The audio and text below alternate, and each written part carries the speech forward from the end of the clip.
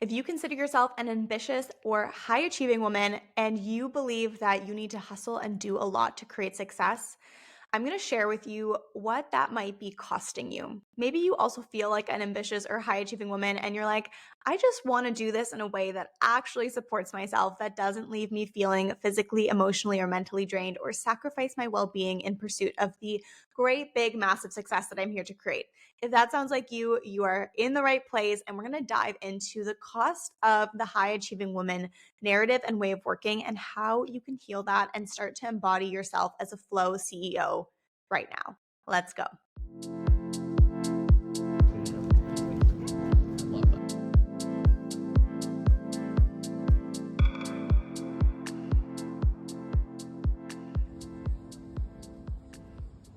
Welcome back to the Essence Show and podcast. I am your host, your guide, your flow CEO, Olivia Heine, NLP and cyclical success coach. And I'm here to be your bestie in helping you revolutionize the way that you work and do success. Because let's be real, the way that we've been taught to work, it's not really made for us. It's actually not at all made for us. It was made for men. And I'm going to link the episode right here in which I break down exactly what I'm talking about. But point being, we are here to revolutionize the way that you do success so that you can actually create more of it. Success that feels good, success that is holistic, success that is long lasting and sustainable, so that you don't work your fucking ass off like I did, and I'm sure like most of us have done, get to the end goal and either burn out or lose it all because it just doesn't feel sustainable. This is, I think, such an important conversation that we're going to have today because there are so many badges of honor that come with being a high achiever. And I'm going to dive into that. And before I do, though, I want you to know that I'm speaking from this or at this from my own personal experience. I'm also speaking at it from the experience that I've had with over 70 different women clients who are all mostly also high achievers. Like, we all want to make things happen in our lives. And we want to make sure that we're doing that in a way that's really, truly aligned with ourselves, our bodies, and the way that we're meant to be working. So before I dive into all of that goodness, make sure you hit that subscribe button if you are new. Follow along here on the YouTube channel or wherever you're listening to your podcasts. And I would absolutely love and invite you to spend 2 minutes at the end of this episode to leave a rating and review. It is so helpful for our show to reach more people when you do this. And I will personally send you a little goodie if you leave a rating and review. So just screenshot your rating and review and send it to me via email, and you will get a special bonus goodie sent to your inbox straight away to help you implement this powerful work that we're doing here today. And this is only available via podcast reviews. Okay. So let's talk about the cost of being a high achieving woman. Again, let's talk about what a high achieving woman is. A high achieving woman is someone who is ready to take on the motherfucking world, right?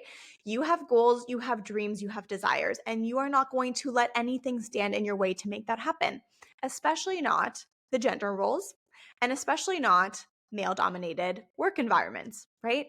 And for many, many years, that is what it has meant to be an ambitious woman. We had to fight for our right to take up space in certain areas.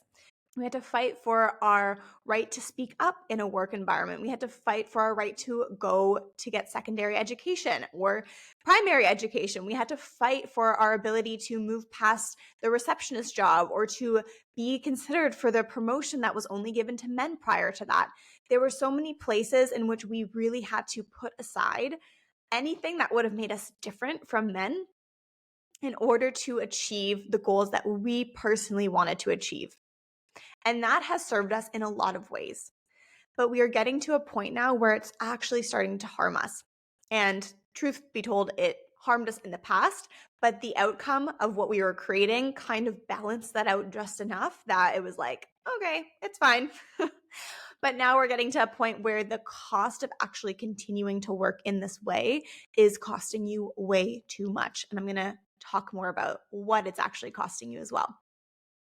The thing about being a high achiever is that it comes with this badge of honor. It's like the type A, straight A student. And I personally resonate with that. Not that I was a straight A student, but I worked my fucking ass off. Like I was so committed to doing really well. And whether or not you were a straight A student or not, what that comes with is the narrative of I want to be really good. That can be related to perfectionism. That can be related to people pleasing, where you want to do well. You want to show up. You want people to praise you. You want to get attention and validation for doing well.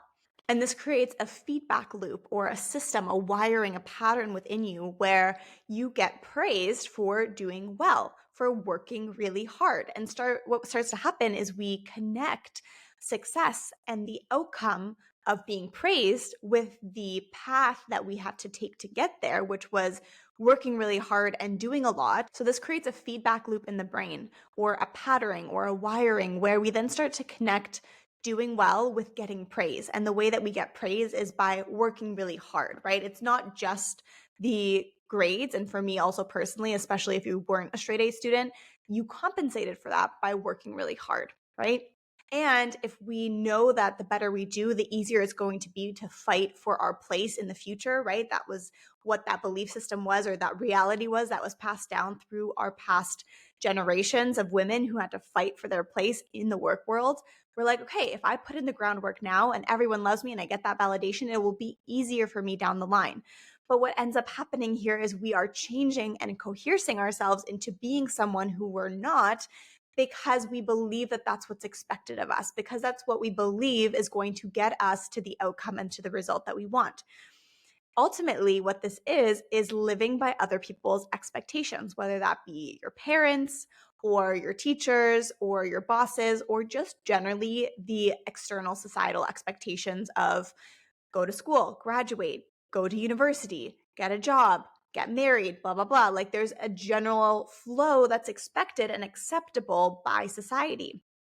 And if we're a high achiever, we are most likely in this cycle of I want to do well, and doing well also means that that is reflected back to me. And the way that that's reflected back to me is that I check off all of the right boxes. Are you following me here? So it's so much bigger than just wanting to create success. And that's also the ultimate goal of what we're going towards here. But it's created and it's based on so many tiny little interworkings of conditionings that we've been taught and the ways in which we believe we need to show up, most importantly, to be successful. And one of these ways is through disregarding the body.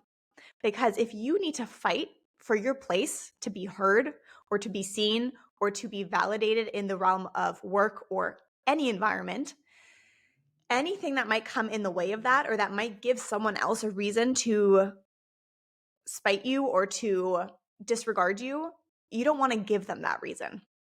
And so anytime that we feel something in our body, especially when we talk about periods and times when you disregarded period pain, where you couldn't say anything at your place of work because it would have been laughed at or it would have been just shoved aside. And I literally had this conversation with a friend last night where she said in her work world today, and she has moved up in her company and she has a great corporate job, but she's like, I could never just say I need to like take 10 minutes because I'm like in a ton of pain right now. And this is really showing us the fact that not only are we disregarding our body, but we're doing it for the sake of how we're appearing to the outside world. And of course, this comes back to survival instincts, because being accepted by the tribe was the way that you survived. But today, that's not necessarily the case. We're just connecting that with our safety now. And so it's just coming down to years and years and years and generations of conditioning around disregarding our needs in pursuit of creating the success that we desire. And this is linked together with, if I do acknowledge what I need, or if I do acknowledge what's coming up in my body, that is going to mean sacrificing my success. And unconsciously or consciously, what we end up doing instead is sacrificing our well-being in pursuit of success. This culture is glorified. Like the more of a high achiever you are, the more ambitious you are, the more you get praised, the more you get supported, the more you feel better about yourself because other people are reflecting that back to you. But it's all based on these external things. And again, this praise isn't inherently wrong, and your success isn't wrong either. Like you can be very, very, very successful this way. So many women are. But is it really the most sustainable and most helpful in your own personal longevity? Because if in 10, 15 years you hit a huge burnout, or you can't go any further, or you have some chronic illness that you now can't reverse anymore because you've pushed yourself to the brink and you now can't come back from it, well, there goes your quality of life, right? And that's a hugely aggressive example. That is like, I just want to give you that like black and white comparison of how important your body is in actually moving you towards your success, and disregarding it, it might actually cost you your success and your pleasure of living long term. So let's talk about some of these symptoms and where they come from. So I like to break this down into physical, mental, and emotional symptoms because that's a really easy way for us to identify where might my overachiever lifestyle vibe, perspective, and ambitious style of working actually be costing me something. Where are the symptoms coming up that explain to me that I am maybe creating dis-ease in my body? So some physical symptoms that I see come up a lot, and these are just a blanket statement of like the most common ones, are adrenal fatigue, exhaustion, low energy levels, chronic pain in your body, acne or chronic acne, irregular periods or period pain or really painful periods, PMS, PMDD, mood swings that we experience, a low immune system, a weak immune system. So feeling like we're getting sick all the time, feeling low on energy, again, ties back to that. Insomnia, you're not sleeping well, you're having a hard time falling asleep, you are having a hard time staying asleep, and digestive issues. So generally the physical symptoms come from, so generally what we can look at when we look at the physical symptoms are where is it happening in your body and what is that pointing towards. So for example, digestive issues can be like there's something that you're quite literally not able to digest in your life right now, or there's something that like you're not able to compress or like move through, like we're creating a blockage around digesting life.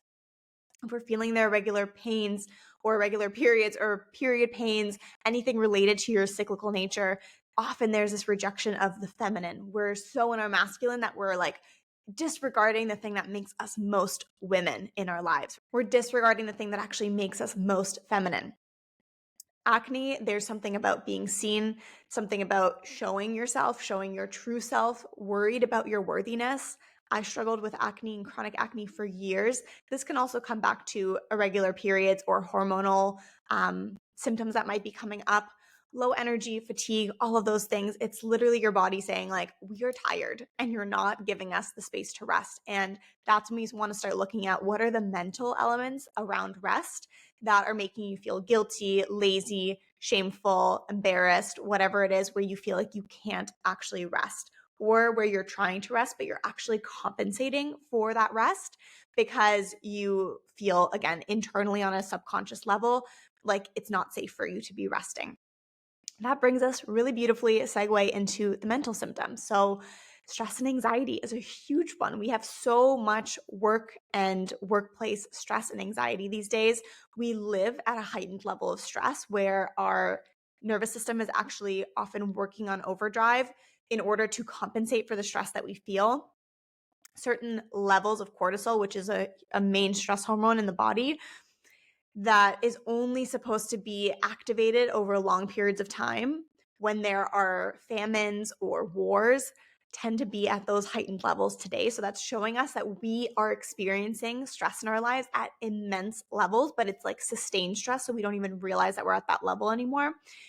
People pleasing, perfectionism, and procrastination. I like to put the 3 Ps together because they do kind of form this beautiful little grouping where they all kind of play into each other. Because if you're a perfectionist, which if you are a high achiever, I'm willing to bet you have some sort of perfectionist tendencies in you. I relate to that personally as well, mostly because I grew up with parents who were both proclaimed perfectionists. And so I learned through my conditioning that by being as perfect as I could possibly be, I would get in the least amount of trouble and I would get the most amount of attention.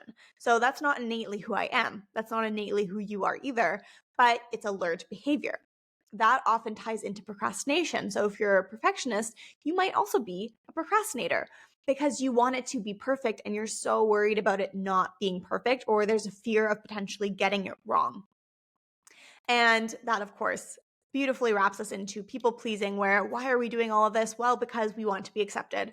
We want to gain love, validation, all of those things. And we start to do things for other people as opposed to really considering what is it that I want to be doing for myself? Lack of boundaries tends to come up here too with people pleasing. Overthinking and self-sabotaging or sabotaging opportunities is where we also are trying to like control the situation. It's like, I don't know if that's the right thing for me. We have self-doubt. We're worried about our worthiness, if we can actually do it. And we're overthinking it so much because it's like we need to try and figure out every single possible scenario in order to create safety for ourselves. Overthinking often comes back to a feeling of worthiness or lack of safety when we're younger, so as children, where the situation was maybe lined with chaos growing up, our home environment growing up, where we weren't quite sure how someone was going to respond. And so we had to play out all of the different scenarios in order to protect ourselves and create safety for ourselves. And what this ultimately results in is a deregulated nervous system. So your nervous system is just working on overdrive, constantly trying to protect you and manage your stress levels and try and make sure you're safe from this situation or that situation. And again, this overstimulation then is creating this exhaustion. It's creating the fatigue. It's creating the low energy levels. It tends to then move itself into physical symptoms. And often these mental symptoms, this is where we can start to catch things before they get too big, where the body is constantly communicating with us what's going on, the dis-ease that it's feeling, the lack of alignment through these symptoms. And if we can understand that, hey, there's some perfectionist tendencies coming up, and that's creating a need for me to try and control everything, which means that I'm very much in my masculine, which we'll talk about in a minute. And it's kind of creating the spiral effect where now I'm overworking and I'm exhausted and blah, blah, blah. And now I'm seeing physical symptoms. Like if we can catch that earlier on, then we can actually save ourselves from getting to the point of physical pain, physical symptoms, physical burnout or exhaustion before we actually get there, right? And that's the whole point. We want to protect ourselves from that. And we also want to create a different way of working where that's not even like something that has to be on our radar, right? And then we have emotional symptoms. And emotional symptoms, I would say, are like the baseline as well. Like if the emotional symptoms are coming up a lot, that's going to be a really big sign that, hey, that might move itself into a physical symptom at one point. So I want to be really cognizant about where I am at emotionally. And this can be anxious avoidant or anxious attachment styles. This can be to people in your life, to your work, to situations, being really reactive. Like if you have ever heard someone say to you, like, I just don't know what version of you I'm going to get, that's something to really reflect on and identify like what emotions are coming up within me that are wanting my attention here and where are they coming from. If you have emotional breakdowns, like all of a sudden you're like, I'm crying and I don't know why I'm crying, or like, I just feel so angry right now and I don't even know why I'm angry or frustrated, or like why that person randomly on the street who gave me like the stink eye is making me so irritated right now because I don't care. That's also a really big sign that your nervous system is at capacity. Like there's again, this overdrive, this overstimulation, and it's too much emotionally that your nervous system is like, we don't want to carry this, like throw it away, get rid of it. And it's a really important sign to start looking at, okay, where do I need to be tending to this more and more? And this is truthfully where working like a woman and working with your cycle, which I'll also touch on in a minute, is such a powerful process, not only for, again, creating that new framework around how you're working and how you're doing success, but actually for healing these things too. Because these symptoms and like the energy levels, like once you understand what your energy levels are throughout the month based on your hormonal cycle, you're going to be able to regulate your energy so much better. So let's talk about healing this high achieving woman narrative for yourself. So again, I don't want it to feel like, oh, I can't want success. So if I want to work like a woman or I want to work with my cycle or with my feminine energy, then I can't want big things. Bullshit. That is not what I'm here to say. I am like fully against that. We are here to create some huge, huge waves in our world. We're here to create massive success, but we're here to do it in the most aligned and sustainable way possible. And let's be honest, there's a lot of situations throughout history where men have just not always been right? So why are we trusting them to be right here? That's all I'm going to say about that. No, I'm just kidding. But there is actually a more aligned way for you to be working. And so what we want to do is move this high achieving woman from the boss babe hustle culture narrative, move you out of that and into a flow CEO. So actually embodying this flowing version of yourself who is still the CEO of her life, of her career, of her business, of her goals, of her success. But you're doing it on your terms. The first thing to understand in this healing journey and in this process of releasing this old way of working is that you've simply been working this way because you've been tying the results that you want to this way of working, right? There's this kind of checklist internally in your head, consciously or subconsciously, that if I check all these things off the to-do list, then I'll get to the next marker, or I'll get to the next goal. And all of those things means I have to hustle. I have to do a shit ton of work. I have to disregard my body in the process. I have to work late nights. I have to take that 5th cup of coffee because I need more energy and I'm low on energy. And we create this cycle, but it's all based on I need to do all of this, like this pile of stuff, in order to get the result. That's the baseline. And again, it comes back to the very beginning of this episode where I talked about the reasons why we are ambitious and high achieving. But it's important to understand that this is not the only way to get results.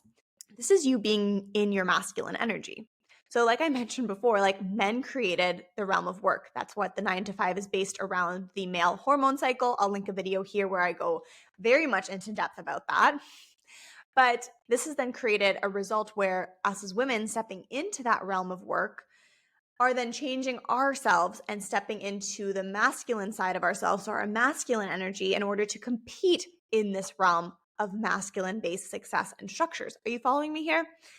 So when you're in your masculine energy, that is perpetuating this hustle culture of doing means I will get more and more. And this is just not true. This is coming from the wounded feminine within yourself that believes she has to show up in her masculine because the feminine just isn't valued enough. The feminine just isn't good enough. And again, fair enough. That's what we've been taught. That's literally what's reflected back to us again and again and again, specifically or especially even with the example that I gave before around periods and the shame that we feel around that, or how much of a nuisance we believe that they are. So the first thing to do here is, one, understanding that this is not the only way to work. This is simply one way that we've been taught, and it serves the people who have created that realm. And two, we need to reclaim and heal our inner feminine, because our feminine is not bad, right? But we've simply been taught that it is within the realm of work, right? Because again, disregard, it's a nuisance, don't talk about it. And so ultimately what this results in is, as a high achieving woman, you are living in disconnect from your womb. You are living in disconnect from your cyclical nature. And this is what is resulting in you disregarding your body. However, your womb and your cyclical nature is actually your guide to being in your feminine and having the success that you want. It is literally the way that you're going to get there. So here's the kicker. This is what I want you to take away from this episode. You can still be successful and be feminine, or be in your feminine energy. And actually, being in your feminine energy, working from that feminine energy, so in this case, your cyclical nature, is going to be the thing that makes you even more successful. Why? Instead of changing yourself, so making yourself smaller, trying to fit in, disregarding a huge part of who you are in order to show up in their desired way of working, the societal structure of work, you are now embodying yourself more. You are taking up more space. You are becoming more powerful and strong in your desires, in your way of being, in how you show up to work, because it's actually what's working for you. And so even if your way of showing up is maybe a little bit softer, it's going to give you more power because it's actually in alignment with who you truly are. Does that make sense? You are also going to be more successful because you are working with your body instead of against it. Again, your body is your vehicle for success. So if you're pushing, hustling, and disregarding what you actually need because you feel like, I have to do that if I want to create this success. I have to do that if I want to prove myself in this work environment. Then what you're actually doing is you're driving the vehicle that's actually meant to get you to the end result that you want to create into the ground. So if this is the vehicle, you want to be working with your vehicle. You want this vehicle to easily carry you to your end result. You don't want to be stopping for oil changes constantly, or like always needing to replace the tire or fix up the bumper. Like, no, What a waste of energy and time. But that's what we're doing. Like those problems on the car metaphorically are the symptoms that you're experiencing, and they're holding you up. They're pushing your ETA further and further back, right? Like if we're literally thinking about this as a car, it's taking you longer to get to your destination. And so this is the cost of being the high achieving woman. It feels good because we get that external validation. It looks good because that's what's expected of us. But internally, it's not what is giving us the most support for creating the success that we want. And I'm willing to bet if you're going to be really, really, really honest with yourself, it probably doesn't feel good to you internally because you're shutting off a huge part of yourself. And again, that doesn't mean that we can't still be high achieving or ambitious, but we want to do it in a way that's most aligned for us. Why would we try to do it any other way than the way that's going to work best for us? And that is working like a woman with your cyclical nature. If you want to learn more and you want to dive into some flow freebies or my signature courses, I have Rest for Success, Cyclical Ascension, and Plan Your Year Like a Woman, which is all the ways in which you can start implementing the structures and strategies and healing practices for this work. You can find all the links to that in the show notes below. Also, like I said, the freebies to kind of dive in deeper and start activating this for yourself in your life. And let me know in the comments if you have any questions. Let me know what your takeaways are from today's episode. And yeah, if there's any specific symptoms that are coming up for you and you want some specified insight on that, send me an email or DM me, leave them in the comments below, whatever you feel comfortable with, and we can start to break it down. Again, the more we can talk about this, the more we can normalize this. And there's also a lot of ways that we can talk about actually implementing this. So if you are a high achieving woman in a high achieving work environment and you're like, okay, I like this, but like, how does this actually apply to me? This is where we can kind of talk more specifics. And if you do want a specific episode on that, let me know and I will make one. All right, I will leave you with that. Have a beautiful week and I'll see you next time.